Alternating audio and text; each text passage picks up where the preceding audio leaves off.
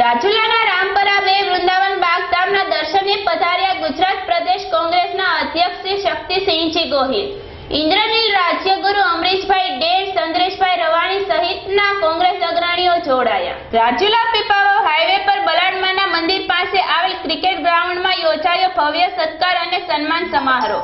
વૃંદાવન ધામ રામપરા મંદિરમાં કોંગ્રેસ પ્રમુખ શ્રી શક્તિસિંહ ગોહિલ, અમરીશભાઈ ડેર સહિત તમામે મહાઆરતીનો લાભ લઈ ધન્યતા અનુભવી. આ તકે જિલ્લા પંચાયતના સભ્યશ્રીઓ, તાલુકા પંચાયતના સભ્યશ્રીઓ સહિત અગ્રણીઓ રહ્યા હતા ઉપસ્થિત. ભાઈ ડેર તેમજ દીપ પ્રગટ્ય માટે જ વિનંતી કરીશ અમરીશભાઈને અને શક્તિભાઈને.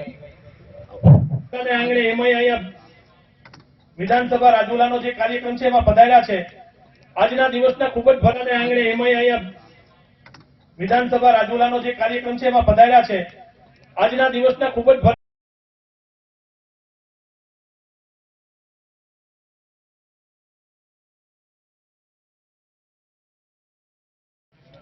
ભરતભાઈ કસવાલા, ભાઈ જેડી કાછડ, અમરદાસ બાપુ, બધા આવી જાઓ. પ્રવીણભાઈ રાઠોડ, કરશનભાઈ વેગડ અને વિવિધ સેલના એટલે લઘુમતી સેલમાંથી ભાઈ રસુલભાઈ કુરેશી સ્ટેજ પર પધારે. આજે નામ અહીંથી બોલાય. કેવા લોકો શાસન કરતા આવ્યા ત્યારે આપણને સત્ય, પ્રેમ અને લાગણીની વાતો ક્યાંક ભૂલાવી રહ્યા છે.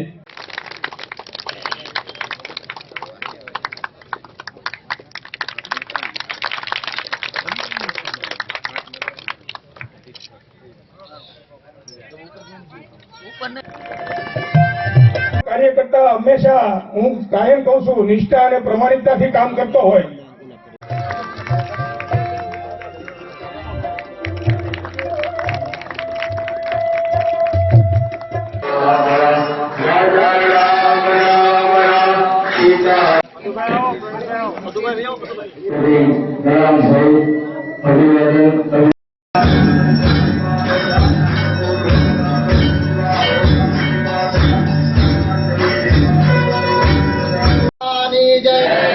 कोट देवी देवता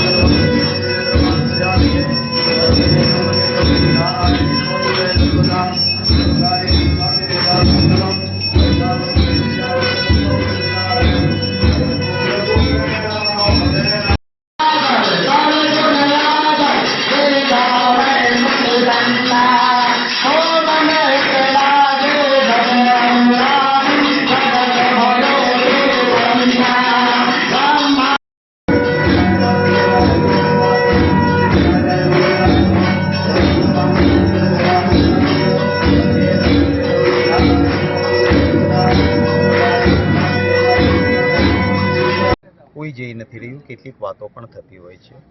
મારા સાથે કામ કરનારા સનિષ્ઠ આગેવાનોને કોઈને કોઈ રીતે બિનપાયાદાર રીતે પણ ક્યાંક બદનામ કરવાનું કામ થાય છે. કોઈક ગયા છે, એમને મારા સાથે વાત પણ કરી છે, રડ્યા છે કેટલાક લોકો. એમને જવું નથી, કોઈ તકલીફ નથી, પરંતુ લોકશાહીમાં અથવા રાજનીતિમાં કેટલાક સિદ્ધાંતોમાં જેને બિલો બેલ્ટ કહેવાય, એટલે કે એક હલકી પ્રકારના કોશિશ નહીં થવી જોઈએ. એ કોશિશો થઈને માણસને એવી મજબૂરીને લાચારીમાં સ્થિતિમાં મૂકવામાં આવે અને બીજી તરફ કોઈક લાલચ બતાવવામાં આવે છે. મોટા ભાગના મારા નેતાઓ ગયા છે, એમના કારણો, એમની મજબૂરી ઊભી કરવાનું. આવું રાજકારણ પહેલાં ક્યારેય નહોતું દેશમાં. માત્ર 2 જ ભારતીય જનતા પાર્ટીના સંસદ સભ્યો હતા. રાજીવ ગાંધી વડાપ્રધાન હતા. એમણે ધાર્યું હોત તો એના પાછળ ઇન્કમ ટેક્સ, ઈડી, સીડી બધું કરીને એમને 2ને કોંગ્રેસમાં લઈ આવીને કહ્યું હોત કે ભાજપ મુક્ત લોકસભા થઈ, પણ નહીં. એમણે કહ્યું કે આ 2 છે, મારા માટે એક મજબૂત વિરોધ પક્ષ છે. એને એ જ માન અને સન્માન મળવું જોઈએ જે એક મજબૂત વિરોધ પક્ષને મળે. આને તંદુરસ્ત લોકશાહી કહેવાય. આજે તંદુરસ્ત લોકશાહી નથી અને કોઈના કોઈ રીતે સત્તાના દુરુપયોગ દ્વારા કોઈનો ટેકેદાર ખાસ અંગત હોય તો એની સામે પાસા કરવાના, પછી ભાજપમાં આવી જાઓ તો પાસામાંથી મુક્ત થઈ જાઓ, ભાજપના નેતાનો ફોન કરાવો તો પાસામાંથી મુક્ત. આ રાજનીતિ આપણા ગુજરાત રૂમાલ પડ્યો રહ્યો ને, સ્વાર્થની રાજનીતિ કરવી હોત તો અમરીશભાઈ ક્યારની કરી હોત. આજે તો એમના પાસે એટલા બધા ધારાસભ્યો છે, એટલા બધા છે કે એમને જે દિવસે અમરીશભાઈ ખુદ ધારાસભ્ય હતા, લાલ જાજમ અને બધી જ લાલચ હોય તો પણ જે ન વેચાયા હોય. મને ગૌરવ છે મારા આવા મિત્રો ઉપર, મારા આવા નેતાઓ ઉપર.